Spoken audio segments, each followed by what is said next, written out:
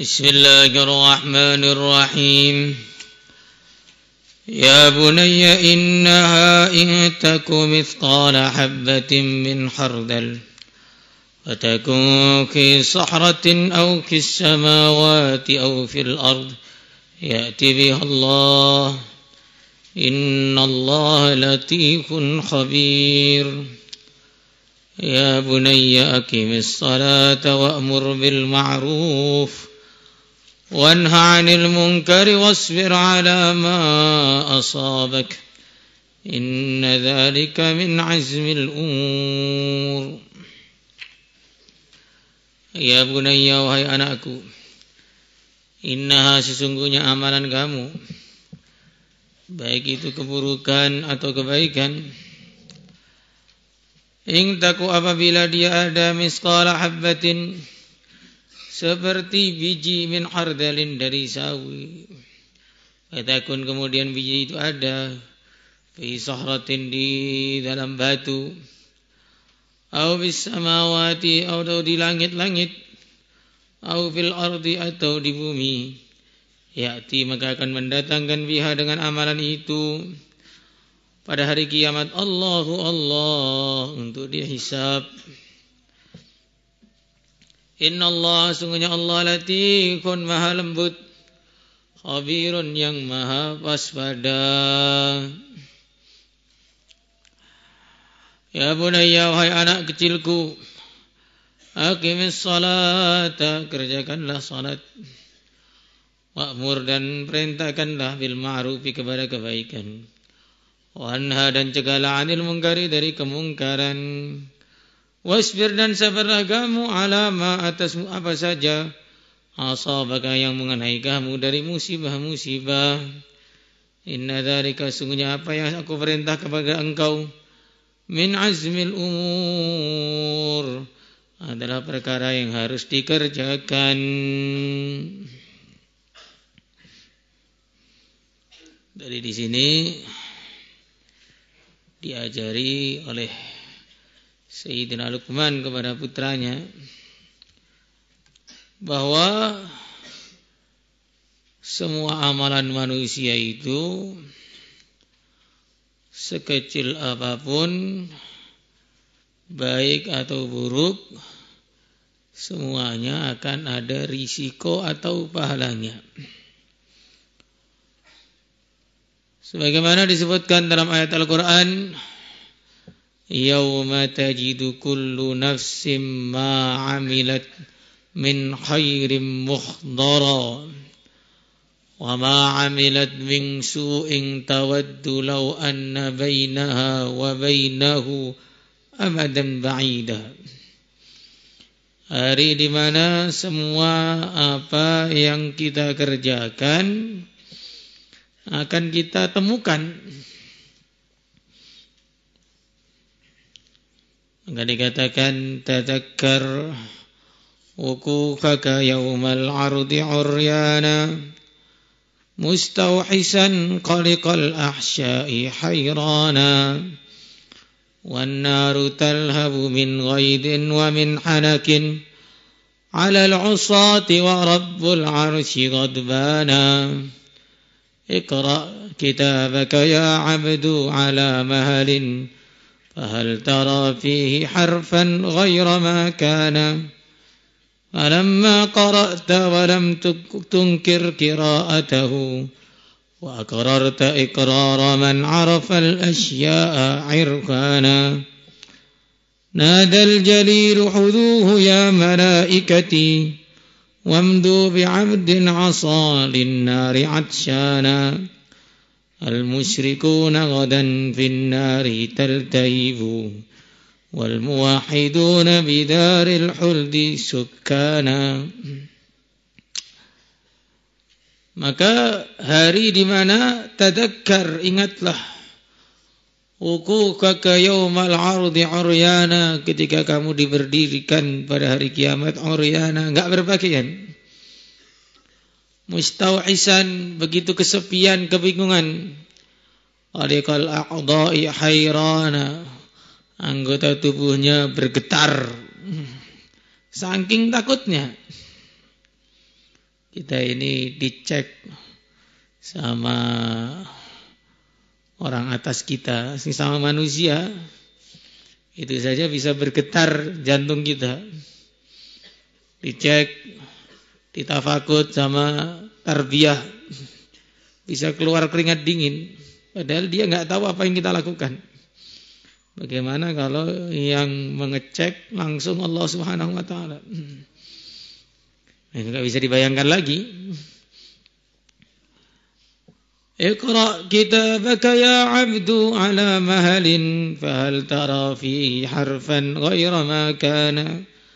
Wahai hambaku, bacalah kitabmu 'ala mahalin, pelan-pelan saja kau baca. Fahal tara fihi harfan ghaira ma kana. Apakah dalam kitabmu itu ada sesuatu yang tidak pernah kamu kerjakan? Ada enggak dosa yang enggak pernah kamu kerjakan? Atau kebaikan yang kamu kerjakan tapi tidak tertulis? Alamma qara'ta wa aqrarta walamma qara'ta wa lam tunkir qira'atahu wa aqrarta iqrara man 'arafa al-asya' 'irfana. Selesai baca, dibaca semua memang betul. Enggak ada yang luput. Kiraman katibin ya'lamuna ma taf'alun, tertulis semua detik per detik, menit per menit, jam per jam, hari per hari, bulan per bulan, tahun per tahun. Tidak ada yang terlambat, tidak ada yang keliru. Kita sudah lupa, tapi Allah tidak pernah lupa. Yauma yab'atsuhumullahu jami'an fayunabbi'uhum bima 'amilu ahsahu Allahu wa nasu. Allah enggak lupa. Allah menghitung, kita sudah lupa.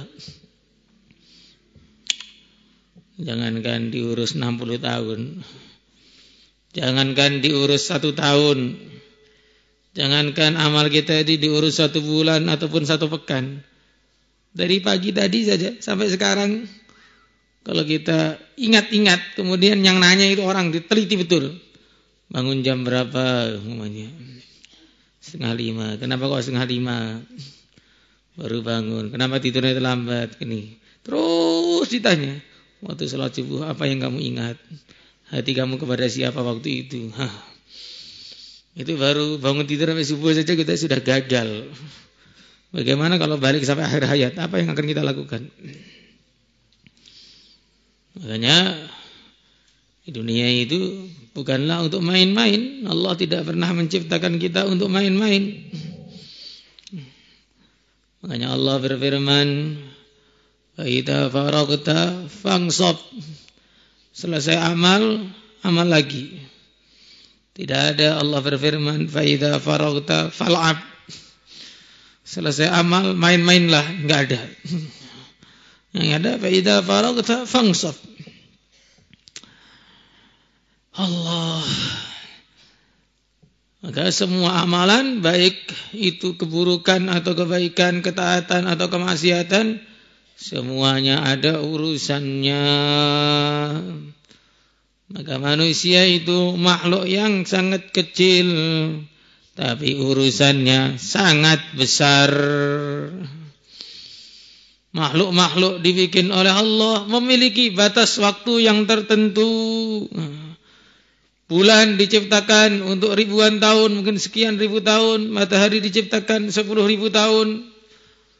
Mungkin bumi diciptakan untuk 20.000 tahun, atau enggak tahu berapa juta tahun, mungkin sebelumnya sudah ada. Manusia diciptakan bukan untuk setahun, 2 tahun, 10.000 tahun, 10 triliun tahun. Manusia diciptakan untuk selama-lamanya. Diciptakan untuk selamanya. Enggak ada habisnya ceritanya manusia itu. Terus mati masih ada barzah, barzah masih ada mahsyar, mahsyar masih ada hisab, hisab masih ada mizan, mizan ada sirat. Setelah sirat masih ada surga atau neraka. Setelah di surga dan neraka, ya enggak selesai di situ terus selama-lamanya. Seandainya dunia ini dipenuhi oleh beras, dunia ini dipenuhi oleh beras. Dari ujung timur, ujung barat, tidak ada satu tempat pun, kecuali di situ ada beras. Kemudian Allah kirimkan satu burung yang mematuk beras itu. Setiap tahun dia memakan satu beras. Satu biji beras. Kira-kira habisnya berapa tahun? Kira-kira habisnya berapa tahun? Wah, sudah nggak ada yang bisa ngitung. Ini meja yang kecil ini aja kalau kita ratakan beras ini jumlahnya mungkin 1000 apa lebih. Nah kalau seluruh dunia dipenuhi beras, kemudian makannya setahun cuma satu butir beras, alangkah lamanya. Tapi harus diingat selama apapun pasti akan ada habisnya. Di manusia kalau di surga atau neraka tidak ada habisnya. Nggak selesai gitu, enggak. Di surga, di neraka ya terus. Yang enak terus. Waladaina mazid. Yang tidak enak, kullama khabatnahum zidnahum sa'ira. Tambah hari, tambah panas terus. Dan di akhirat nggak di dunia beda. Kalau di dunia itu kedinginan gitu lama-lama nggak dingin lagi. Kepanasan lama-lama nggak panas lagi. Olahraga capek, nanti kalau sering olahraga nggak capek lagi. Dipukul sakit, sering dipukul nggak sakit lagi. Tapi kalau di akhirat bukan kok di neraka tambah lama udah terbiasa, enggak ada adaptasi neraka, enggak ada. Dipukul di neraka, oh kemarin sakit sekarang udah enggak, udah biasa, enggak. Ya tetap sakit saja. Allahu akbar. Na'udzubillahi minan nar wa min 'adzabin nar wa min fitnatin nar wa min 'amali ahlin nar. Fatakung fi sahrah. Sahrah itu dalam satu batu. Batu mana saja? Sebagian mengatakan ini batu khusus. Batu yang tempatnya bukan di langit, bukan di bumi. Karena bumi di atas ikan, ikannya di dalam air, airnya di atas satu tanah lapang, tanahnya di atas punggungnya malaikat, malaikatnya berdiri di atas batu. Ya, ini riwayat-riwayat yang ghaibiyah. Ya mungkin saja. Sekarang dilihat dari satelit, kayak bumi itu kan ya bulat gitu saja kalau dilihat dari satelit. Tapi itu kan satelit tidak bisa melihat yang ghaib. Sebagaimana ada orang yang begitu bodoh, dia bilang sekarang zaman sudah maju, kita bisa ngecek azab kubur dengan CCTV. Masa ada kubur mau dipasang CCTV? Ini orang gila begini ini. Ada perkara itu yang tidak tampak dengan alat-alat seperti itu. Contoh paling mudahnya, Ya'juj Ma'juj itu ada di dunia ini, di bumi ini ada. Bentengnya dibikin oleh Dzulqarnain itu ya di bumi ini. Hatta idza balagha bainas saddain, di antara dua gunung. Tapi siapa yang pernah menemukan? Apakah Google Map pernah menemukan? Google Map menemukan rumah kamu aja bingung. Sasar-sasar. Anda sudah sampai rumah ternyata kuburan. Nah, apalagi urusan yang gaib-gaib begini. Urusan yang gaib-gaib ini memang tidak bisa dicek dengan perkara-perkara seperti itu. Au fis samawati, atau di langit, au fil ardi, atau di bumi, ya'ti bihallah, akan didatangkan oleh Allah untuk diurus, untuk dibalas baik, buruk dibalas buruk. Tetapi kebaikan itu, karena Allah itu begitu sayang kepada hambanya. Wa in taku hasanatan yudha'ifha, satu kebaikan akan dilipat gandakan 10, 700, 70.000, bahkan sampai 1 juta. Satu kebaikan dihitung dengan 2 juta kebaikan. Hadis riwayat Ahmad. Satu tindakan kebaikan dinilai oleh Allah seperti 2 juta kebaikan. Ya, itu mungkin orangnya begitu takwa, begitu serius. Ngaji seperti ini walaupun sama-sama duduk, nilainya berbeda-beda. Yang ngantuk ya ada nilai dikit. Yang ngelamun baru mau udah dikit dikurang lagi dengan ngelamunnya. Yang enggak bawa pena nanti salah lagi. Nanti yang enggak bawa kitab apa lagi, kayak dia sudah al-hafidz aja. Al-hafidz, al-muhaddis, al-mutanajjis. La ilaha illallah. Kebaikan itu dilipat gandakan oleh Allah. Kemudian kalau keburukan tidak dilipat gandakan oleh Allah. Itu sayangnya Allah kepada manusia, kepada hamba-hambanya. Tapi jangan pernah meremehkan keburukan. Keburukan itu walaupun kecil, tetapi kalau enggak ditaubati, akhirnya menggunung. Seperti sampah itu. Sampah itu kelihatannya per orang sampahnya berapa? Cuman satu bungkus nasi, satu bungkus gelas, satu cup gelas. Kemudian plastiknya, begitu aja sehari mungkin per orang cuma sedikit sekali sampahnya. Tapi ketika sampah itu ditumpuk, maka jadi gunung sampah yang hampir menenggelamkan. Itu di daerah Jawa Barat atau Jakarta sana itu ada penumpukan sampah yang sudah menggunung begitu tinggi sekali dan nggak bisa diapa-apain lagi. Jadi begitulah contohnya orang itu yang beramal keburukan dan tidak ditaubati. Ketika beramal buruk nggak ditaubati, beramal buruk nggak ditaubati, akhirnya program-program besar, sholatnya, istighfarnya nggak cukup untuk menghancurkan sampah-sampah keburukannya. Padahal di sana itu mesinnya sudah ada, eskavatornya sudah ada, penggilingnya sudah ada. Tapi nggak cukup saking banyaknya sampahnya. Kita ini juga mungkin sholat, mungkin istighfar, baca tasbihat, baca Quran. Tapi kalau keburukannya lebih banyak, ya tenggelam itu nanti sholatnya itu. Apalagi kalau sholatnya nggak banyak, sudah nggak banyak, ngelamun, garuk-garuk lagi. Astagfirullah. Nah, kalau nggak perbaiki sarung, mau sujud perbaiki sarung, mau rukuk perbaiki sarung, berdiri perbaiki sarung. Apa nggak batal itu gerak-gerak banyak begitu itu? Allahu Akbar. Innallah, sungguhnya Allah latifun, maha lembut. Maha lembut itu maksudnya pengaturannya itu maha lembut di antara maknanya. Sehingga sampai muncullah manusia-manusia yang tidak merasa diatur oleh Allah. Orang-orang Qadariyah, kalau orang Islam, orang Mu'tazilah, itu saking lembutnya pengaturan Allah kepada hambanya, sampai-sampai hambanya itu tidak tahu kalau dia diatur, tidak tahu kalau digerakkan. Bahkan muncul lagi firqah yang sampai udah kafir, nggak ada Tuhan, semua berjalan seperti kemauan saya. Kalau manusia itu mau berpikir, maka dia tahu dia itu bukan mengatur tapi diatur. Dia itu bukan memprogram dirinya tapi dirinya diprogram. Contoh mudahnya, kita setiap pagi itu katanya hafalan Quran ya, setiap pagi itu. Qurannya dibaca, dihafalkan, enggak hafal-hafal. Diulang-ulang, enggak hafal-hafal.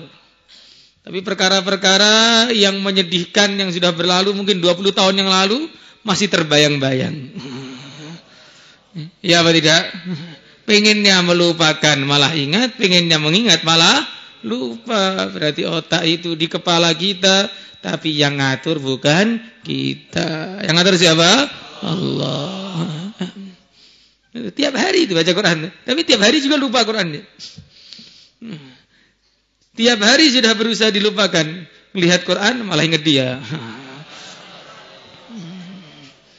Ya. Ingat cincin hadiahnya, cincin lamarannya. Ini melamar kok nikahnya 20 tahun kemudian. Ini lamaran apa-apa begini ini. Makanya inilah manusia itu nggak ada yang bisa mengatur. Semuanya diatur oleh Allah. Lihat kayak orang-orang itu lalu bilang, kamu sekarang jangan mikir. Maka dia pikir, gimana ya caranya biar nggak mikir? Sebagaimana orang disuruh mikir malah nggak mau mikir, jangan dipikirkan malah kepikiran. Itulah namanya latif, maha lembut pengaturannya, sampai yang diatur itu tidak terasa. Begitu lembutnya takdir sampai kita itu nggak merasa ditakdirkan padahal. Sekarang kita duduk di masjid ini dengan orang-orang yang ada di sebelah kita sekarang ini. Apakah kita berencana bahwa akan duduk di sebelah dia sekarang ini? Enggak. Kemudian sekarang kita goyang-goyang kepalanya, apa rencana? 2 menit yang lalu enggak berencana. Terus, oh iya ya betul juga. Bilang betul juga itu juga enggak berencana. Ya, ketawanya juga sama-sama enggak berencana. Saya juga enggak berencana ngomong, kamu juga enggak berencana ketawa. Kok terjadi semua? Semua ditakdir oleh Allah. Latif yang maha lembut. Makna yang kedua dari latif yang maha lembut itu, di antara maknanya ketika Allah memuliakan seseorang, kadang-kadang caranya di awalnya seperti menghinakan. Begitu juga sebaliknya kalau Allah mau menghinakan seseorang, naudzubillah, di awalnya seperti kelihatan memuliakan. Nabi Yusuf mau diangkat menjadi raja, dibuang dulu ke dalam sumur yang dalam. Maka sumur adalah tangga pertama untuk menuju istana di Mesir sana. Jadi kelihatan dibuang dulu, jadikan budak, masuk penjara. Oh, akhirnya mau jadi raja. Tapi sebaliknya Fir'aun dijadikan raja yang begitu kuat. Umurnya panjang, 400 tahun lebih. Gak pernah sakit, gak pernah demam, gak pernah pilek. Maka hati-hati yang gak pernah sakit, gak pernah demam, gak pernah pilek nih. Jangan-jangan adiknya Fir'aun.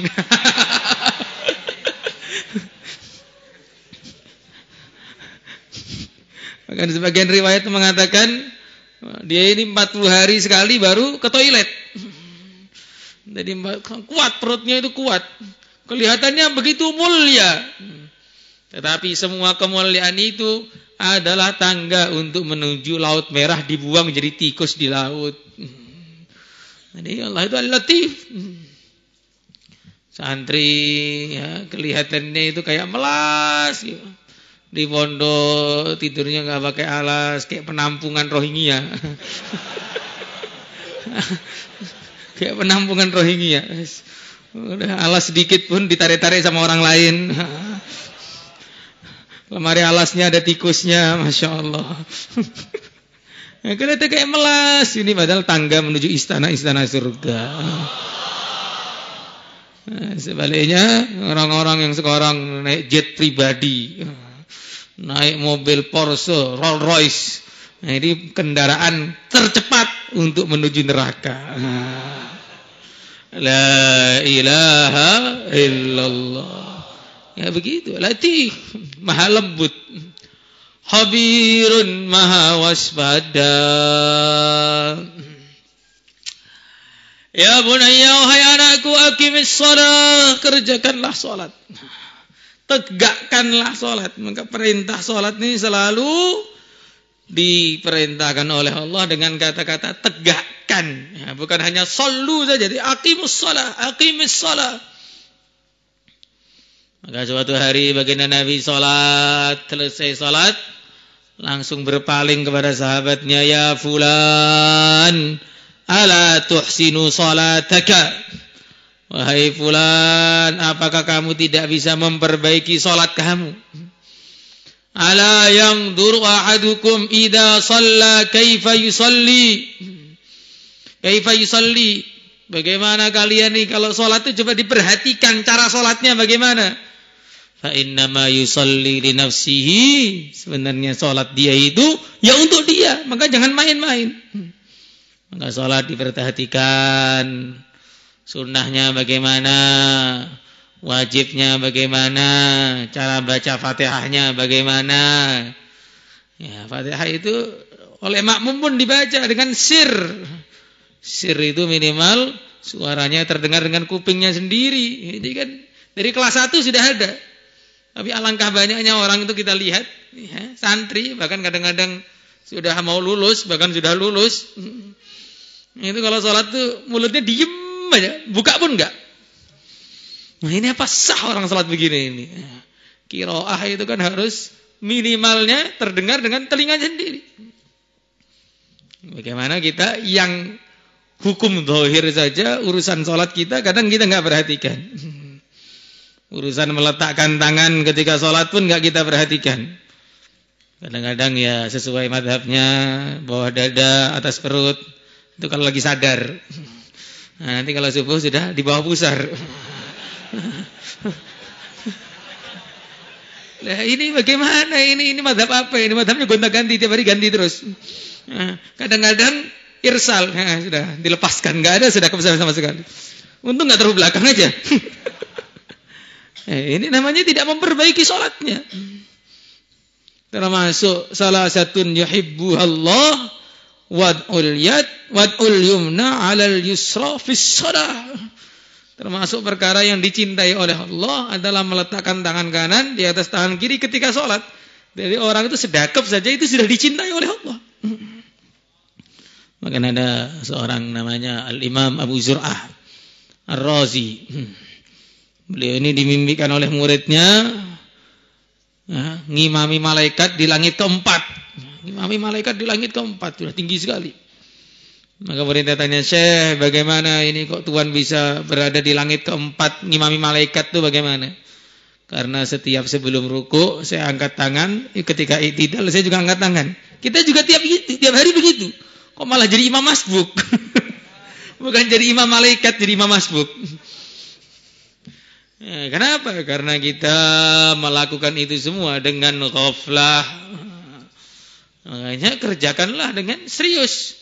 Fardunya dikerjakan, sunnahnya dikerjakan, hatinya dihadapkan kepada Allah. Baru iqamatus shalah. Iqamatus shalah itu, kata para ulama fikih, harus tampak syiarnya salat, di antaranya dengan berjamaah di masjid.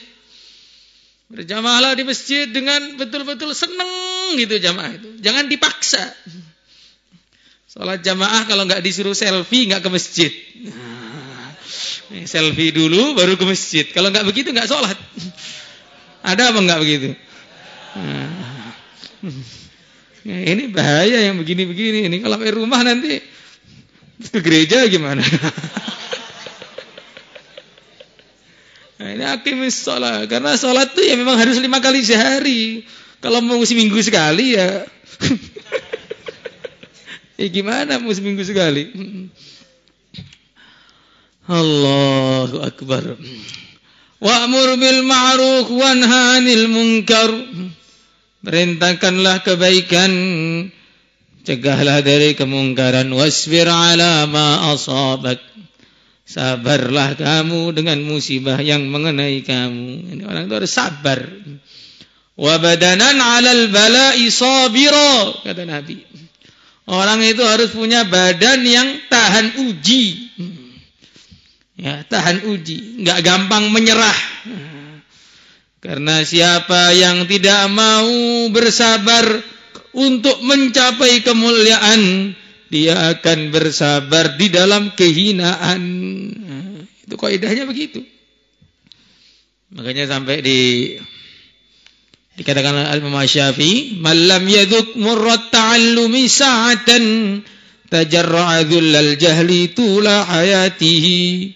Siapa yang enggak mau sabar mencari ilmu, maka harus sabar untuk jadi orang bodoh seumur hidup. Ini banyak santri baru ini harus sabar. Mondok itu memang lama, enggak 2 bulan saja. Nah, santri baru itu baru 2 bulan sudah pengen pulang karena sudah kekurangan lauk tambahan. Dalam santri baru kan ada lauk tambahannya minimal kerupuk. Nah, begitu makannya sudah bersama yang lain-lain, yang kadang-kadang ya luar biasa. Seperti komatsu semua. Akhirnya dia bingung, oh ini kok kayak orang Rohingya bagaimana?